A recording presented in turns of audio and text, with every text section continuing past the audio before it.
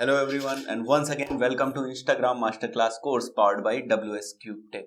Guys, we have already finished 4 modules और अब मैं शुरू करने वाला हूँ 5th मॉड्यूल। तो इस 5th पर्टिकुलर मॉड्यूल में मैं बात करने वाला हूँ आपसे कॉम्पिटिटर्स रिसर्च की। आपके जो कॉम्पिटिटर हैं उनकी रिसर्च हम क्यों करते हैं, किस तरीके से करेंगे और कैसे हम उसका ज़्यादा से ज़्यादा फ़ायदा उठा सकते हैं, क्योंकि कॉम्पिटिटर की रिसर्च करने के बाद आप अपनी इंस्टाग्राम प्रोफाइल पर अपने आप को हमेशा एक स्टेप आगे फॉरवर्ड अपने आप को आप प्रोजेक्ट कर पाएंगे। तो गाइज इस मॉड्यूल के 5th मॉड्यूल के फर्स्ट वीडियो में मैं आपसे बात करने वाला हूं कि हमें आखिर कॉम्पिटिटर रिसर्च की जरूरत क्यों पड़ती है, आखिर नेसेसिटी क्या है कॉम्पिटिटर रिसर्च की। तो यहाँ पर आप देख सकते हैं मेरे लैपटॉप स्क्रीन के ऊपर मैंने लिख रखा है, by analysing your competition Instagram accounts and then monitoring them on ongoing basis, you will get to know their behavior, enabling you to anticipate their actions and always stay one step ahead. Which means कि अगर आप जो है Instagram accounts अपने competitor के Instagram accounts regularly monitor करेंगे तो definitely आपको ये पता चलेगा कि वो क्या एक्शंस लेने वाले हैं। जैसे आपने आज देखा और आज आपने देखा कि भाई वो जो है वीक डेज में बहुत नॉर्मल रहते हैं, वीक डेज में वो केवल फोटोज पोस्ट करते हैं। बट आपने एक महीने तक जब मॉनिटर किया तो आपने देखा कि सैटरडे संडेज को वीकेंड्स में क्या होता है कि ये 2 फोटोज एक के बजाय 2 फोटोज पोस्ट करते हैं और उन 2 फोटोज के साथ साथ कोई ना कोई वीडियो भी वो पोस्ट करते हैं। तो आप देख रहे हैं कि भाई वो किस तरीके से अपनी स्ट्रेटेजी प्रोजेक्ट कर रहे हैं, किस तरीके से वो अपनी स्ट्रेटेजी बना रहे हैं ताकि जो मार्केट है, ताकि जो ऑडियंस है वो उनके अकाउंट तक आ सके। तो आपको ये अगर आइडिया लेना है भाई, अगर आप उनके अकाउंट तक जाते ही ना, उनके अकाउंट को रेगुलरली मॉनिटर ही नहीं करते तो आपको ये सब डेटा कहाँ से मिलती और कैसे मिलती। तो डेफिनेटली इंस्टाग्राम के जो कॉम्पिटिटर्स हैं उनको आपको रेगुलरली मॉनिटर करना है। और मॉनिटर कैसे करते हैं हम लोग, मॉनिटर जब हम करते हैं तो डेफिनेटली हम अपने कॉम्पिटिटर की रिसर्च ही कर रहे होते हैं। तो इसलिए क्योंकि वो क्या कर रहे हैं, कैसे कर रहे हैं, कब कर रहे हैं, उनकी पोस्ट किस टाइप की हो रही है, ठीक है, और किस टाइप से हमको हेल्प मिलने वाली है उनकी पोस्ट को देखकर, उनकी पोस्ट को देखकर हमें किस टाइप से आइडिया लगाना है, किस टाइप से हम एनालाइज कर सकते हैं कि उनका नेक्स्ट स्टेप क्या होने वाला है। तो इन्हीं सब चीज़ों के को और बेहतर तरीके से समझने के लिए हमें जरूरत पड़ती है कॉम्पिटिटर रिसर्च की। अब बात आती है कि कॉम्पिटिटर्स कितने तरीके के होते हैं, इंस्टाग्राम के ऊपर हमें कितने तरीके के कॉम्पिटिटर्स मिलेंगे अपनी फील्ड के, अपनी निश के।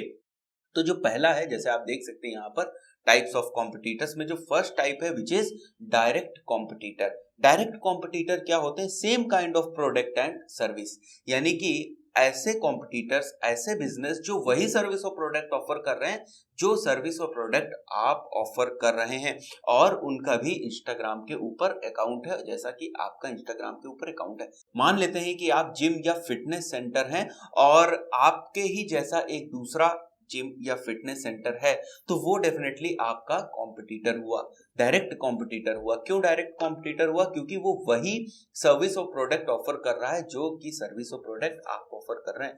तो ये पहले तरीके का कॉम्पिटिटर होता है जो आपको इंस्टाग्राम पर मिलेगा। सेकेंड टाइप ऑफ कॉम्पिटिटर जो होता है वो होता है इनडायरेक्ट कॉम्पिटिटर।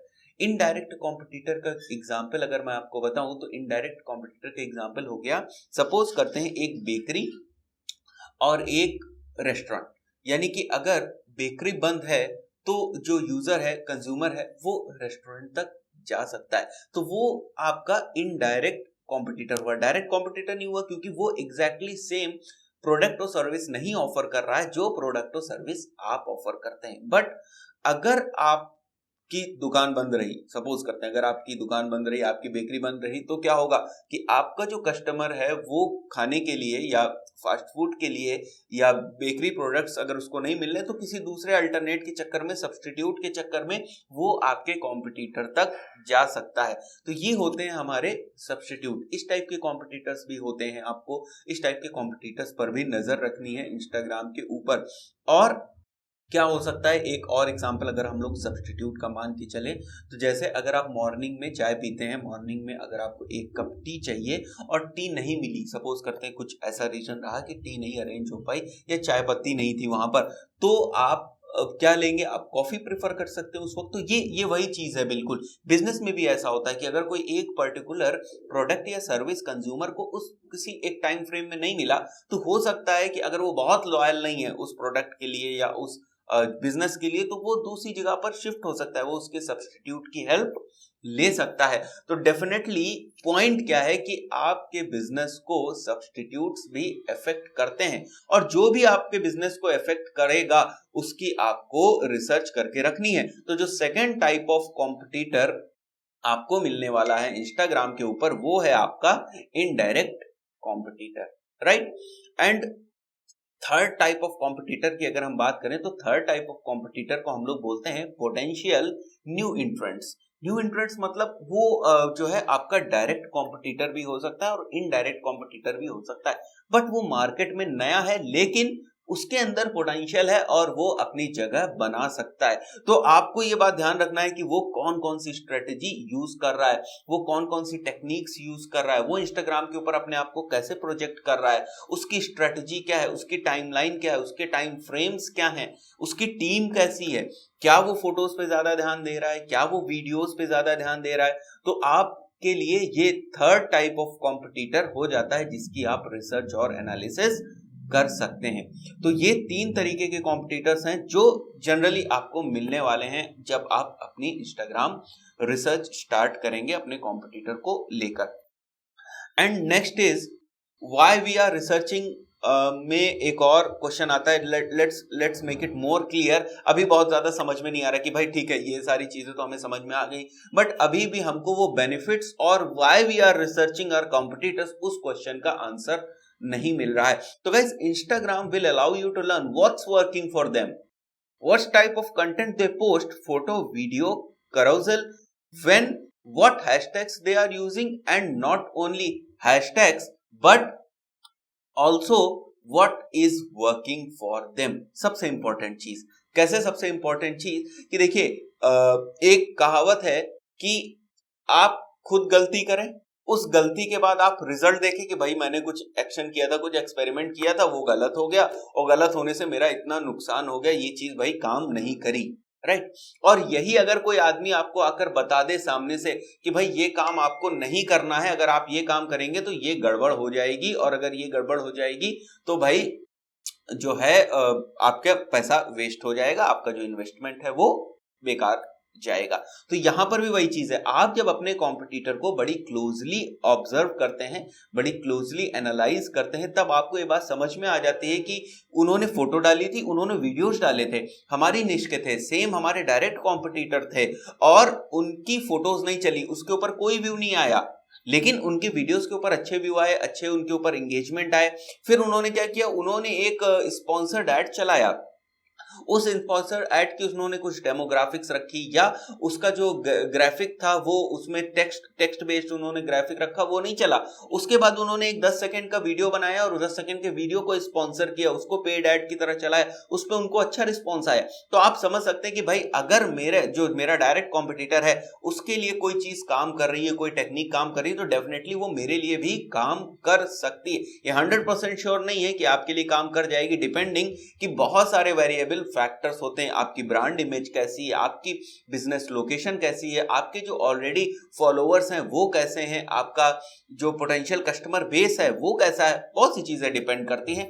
बट आपको एक अच्छी इंफॉर्मेशन मिल जाएगी रिसर्च करने के लिए कि भाई उनके लिए क्या काम कर रहा है और क्या वो हमारे लिए काम कर सकता है या नहीं काम कर सकता है। ये बहुत इंपॉर्टेंट चीज है जो जनरली लोग इग्नोर कर देते हैं अपनी कॉम्पिटिटर की रिसर्च करने में। वो क्या करते हैं, लोग करते क्या है, गलती कहां पर होती है, उन्होंने किया, देखा दूसरे का, भाई अरे वाह इसके ऊपर तो बहुत सारे पोस्ट है, उन्होंने डायरेक्टली वही पूरी इमेज जो है वो कॉपी कर ली। अरे भाई कोई वीडियो था, उसकी कुछ थीम थी, उसके ऊपर उन्होंने देखा बहुत ज्यादा व्यूज आए, वो वीडियो थीम भी उन्होंने कॉपी कर ली। तो आपको थीम नहीं कॉपी करना है, आपको कंटेंट नहीं कॉपी करना है, आपको ये देखना है कि आखिर कौन सा प्लेटफॉर्म काम कर रहा है। अगर उनको स्टोरी से अच्छा कुछ रिस्पांस मिल रहा है तो आप भी एक ट्राई कर सकते हैं कि आप जो है अपने कंटेंट को स्टोरीज पे पोस्ट करें, बट वही कंटेंट जो उन्होंने पोस्ट किया वही कंटेंट अगर आप पोस्ट कर देंगे तो इट विल नॉट वर्क। फिर आप बोलोगे कि भाई ये तो इंस्टाग्राम के ऊपर काम नहीं कर रहा है, हमने रिसर्च करी, मेहनत करी और अपने कॉम्पिटिटर्स को ढूंढा और उसके बाद उनके जैसा कंटेंट डाला,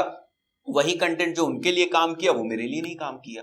तो ये चीज काम नहीं करेगी। कंटेंट के मामले में आपको खुद जो है रिस्पॉन्सिबिलिटी लेनी होगी और यूनिक और इंगेजिंग कंटेंट खुद क्रिएट करना होगा। आगे के वीडियोस में मैं जब कंटेंट पर जाऊंगा, जब फोटोज की बात करेंगे हम लोग, वीडियोस की बात करेंगे, स्टोरीज की बात करेंगे, उसमें मैं और इन डेप्थ बताऊंगा एक एक टॉपिक पर क्लियर करके कि क्या क्या चीजों को हमको ध्यान रखना है, किस तरीके से हम इंगेजिंग कंटेंट बना पाएंगे।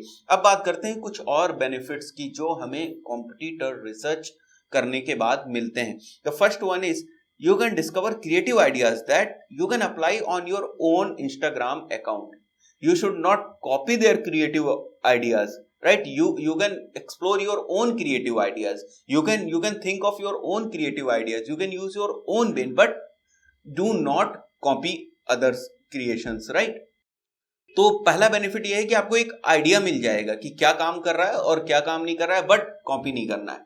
Second is discover which channels और एरियाज और competitors are focused on and get a better idea of their strategies. Which channels means अभी हमने बात करी थी कि जो टाइप्स ऑफ पोस्ट्स इंस्टाग्राम के ऊपर हम कर सकते हैं या टाइप ऑफ कंटेंट हम इंस्टाग्राम पर कर सकते हैं, वो बहुत तरीकों से कर सकते हैं। 4 मेजर हम लोगों ने डिस्कस किया था। तो आपको एनालाइज करना है कि कौन सा जो टाइप ऑफ कंटेंट है वो हमारे कॉम्पिटिटर के लिए काम कर रहा है, क्या वो कंटेंट हमारे लिए काम कर सकता है या हमारे लिए नहीं काम कर सकता है। आपको थोड़ा ट्राई करना है, हो सकता है आपके लिए वो कंटेंट, वो जो है प्लेटफॉर्म काम कर जाए। तो ये बेनिफिट्स आपको मिलते हैं जब आप कॉम्पिटिटर रिसर्च करते हैं। Then allow you to know other people's plan and improve your Instagram strategy. Definitely जब आप अपने फॉलोवर को, जब आप अपने कॉम्पिटिटर को फॉलो करेंगे, ये देखेंगे कि वो क्या पोस्ट कर रहा है, कब पोस्ट कर रहा है, कैसे पोस्ट कर रहा है, तो डेफिनेटली कुछ टाइम फॉलो करने के बाद, अपने कॉम्पिटिटर को कुछ टाइम फॉलो करने के बाद आप इस माइंड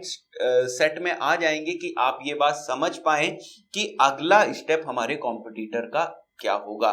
तो ऐसे बहुत से छोटे बड़े बहुत से बेनिफिट्स आपको मिलते हैं जब आप अपनी कॉम्पिटिटर रिसर्च करते हैं।